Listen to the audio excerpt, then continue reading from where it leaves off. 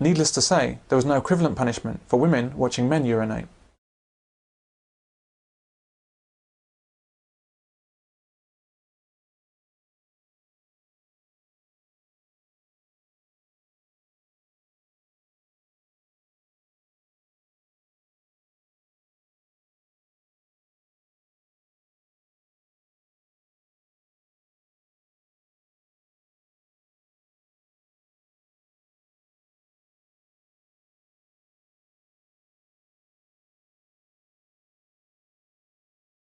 Women in reserve units that have children are supposed to have an immediate action plan to have their children cared for if they're called up for duty.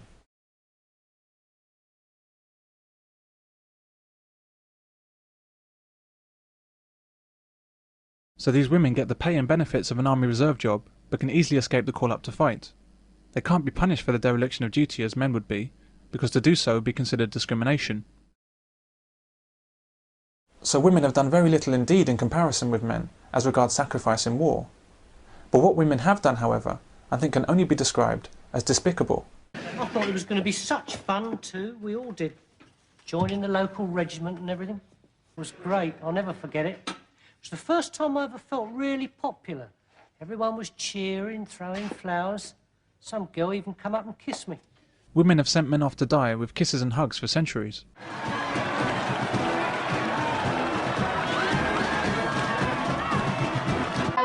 Goodbye, lovey. Don't take on now. I'm all right. Kids are going to miss you. And women expect men to do so without fear or complaint, or else they're cowards.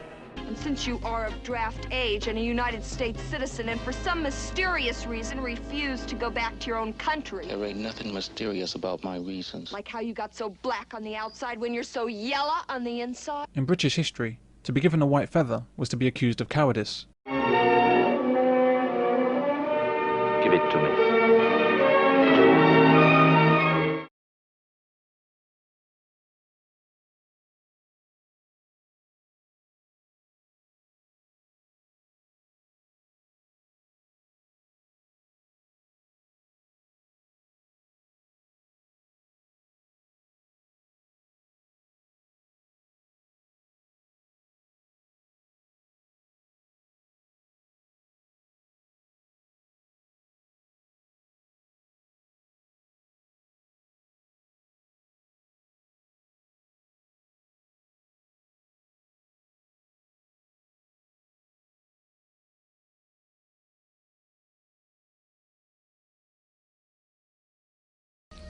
And you are a coward. For women to dare to ever accuse men of cowardice is both ridiculous and evil. Yet such an accusation is typical of women in our society, cosseted, protected and put on a pedestal. Women have no clue of what it is to be a man with its attendant pressures and obligations. The reality is that under our common definitions of cowardice, running away at the first sign of danger, requiring others to put their lives at risk to save yours, screaming and begging for mercy, heading for the lifeboats first, not signing up for war, then the world's greatest cowards are women.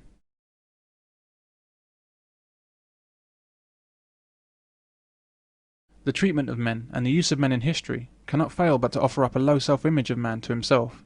From birth, in all quarters, we teach our sons that they're relatively worthless death objects.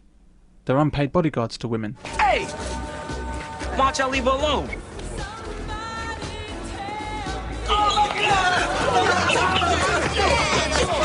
They must be brave and willing to sacrifice their lives for women or vague government ideology, or else they're cowards. I said, what's wrong, fellas? I'm afraid to face those guns, sir. I said, would you rather face me? He took one look at my face and off he went. 10 minutes later, he was shot to pieces at the head of his men. As a soldier should be, eh? I quite agree with you, General. I can tolerate nerves before a battle, but I can't stand cowardice. November 25th is International Anti-Violence Against Women Day.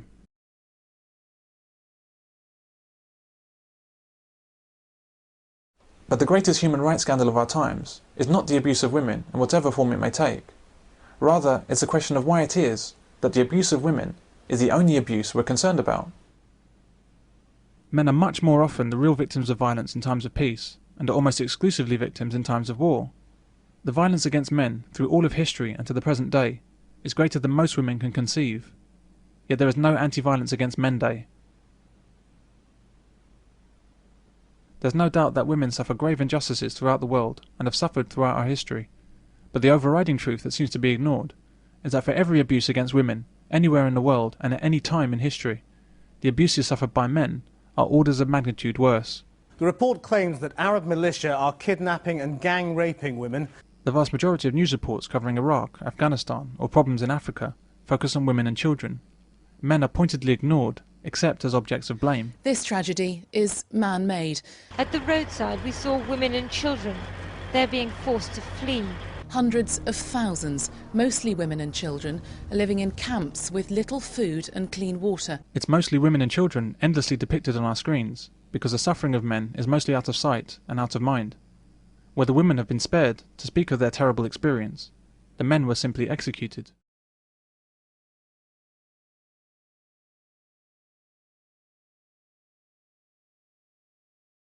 One hateful idea I've come across from women is that men start wars, and so men deserve to die in them. As if conflict only exists because of the nature of men. But men do not like war, and nor do they seek it. And my existence, while grotesque and incomprehensible to you, saves lives. You don't want the truth because deep down in places you don't talk about at parties, you want me on that wall. You need me on that wall. So you'd say you did not join up to shoot people? Nah. What would you say to someone that says anyone that joins the Marines or the Army just wants to shoot people and go and fight a war somewhere? They're snags. What is snag? If they want to join up for that one sole purpose, then they might as well be a terrorist themselves. You know. So you think that's an ignorant thing for people to say? Yeah. If you did get a majority of people saying that, only a handful would actually mean it. It's what the forces gives you. It sets you up for outside life as well. You know, it's like loads of countries do their national service. They do 2 years, and they'll take people that are down and out, so I've got no ambition or drive in their life. They have nowhere to go. They don't know what they're doing. But they'll take them to a 2-year military training. They do their 2 years, and then bang, they come out the other end, and they're more disciplined. They know what they're capable of doing. They know the limits. And they come out better men at the end of it. People join up to want to serve their country. People join up because it offers a load of careers, You get to travel a hell of a lot. There's a range of ways, of means of joining up, and then you've got the rough for the smooth. If you go to war, you go to war. You don't wish on it. You might wish for a bit of action if you're in a boring job. But then when you're actually in a war scenario, the last place you want to be is there. Blaming men for the very existence of violence, as women are happy to do, once again shows how worthless the lives of men are viewed, and the privileged position of women in our society. And women are the most excessive consumers on the planet, from clothing to makeup, from shoes to jewellery, from 4x4 cars to beauty parlours. Women are voracious consumers of the world's luxuries and resources, and most wars are fought over natural resources. Yet women have never had to do the fighting for survival, or fight for the meal on their table, or the roofs over their heads. They've left men to do that dirty work, and then seek to blame men for doing it. I have neither the time nor the inclination to explain myself to a man who rises and sleeps under the blanket of the very freedom that I provide, and then questions the manner in which I provide it. I would rather you just said thank you and went on your way. Otherwise, I suggest you pick up a weapon and stand a post. Women have consistently claimed that conflict arises out of the nature of men, and this despicable idea is meant to shame and belittle the sacrifices that men continually make for family, community, and country. But women are very well aware that this isn't true, and that men have done what's necessary because, as in all things, men are the best equipped to do so, not because men seek conflict. At the end of the day, I think women, if they were trying to get a certain outcome, would be left with the same choices as men. It is in human nature to compete. If there is a prize, people will compete for it. When we examine the high prevalence of black-on-black violence, we ask, what is it about their situation that causes this? We don't dare to say, well, it's just blacks killing blacks, so they deserve it. Why are men not extended the same understanding? As from Friday, I don't call them gunmen no more. They're terrorists, and they should be treated according as terrorists. Females and mothers and babies and children being shot is terrorism. Then presumably she thinks that fathers and other men being shot is not a problem. Why don't men ever qualify for protection? There are several wars that are fought over the diamond trade. But how many men do you know that give a fuck about diamonds? Except when it's time to buy one for a woman. I will feel it low just thinking whatever you choose, you'll get it so right. Women make themselves feel better about the blood on their hands by telling themselves that diamonds are good if they're not conflict diamonds. Diamonds are a girl's best friend. Diamonds are mined by people in Africa who are practically slaves. Absolutely beautiful, Lori. Scott, it's beautiful. It's blood-free, too. It costs extra, but Scotty wanted to be assured that no Africans lost any limbs for this. Who do you think buys the stones that I bring out? Dreamy American girls who all want a storybook wedding and a big shiny rock. The selfishness, greed and vanity of women is the prime cause of the deaths of these men. Unfortunately, men cater to this female flaw in the hope that women will love them for it.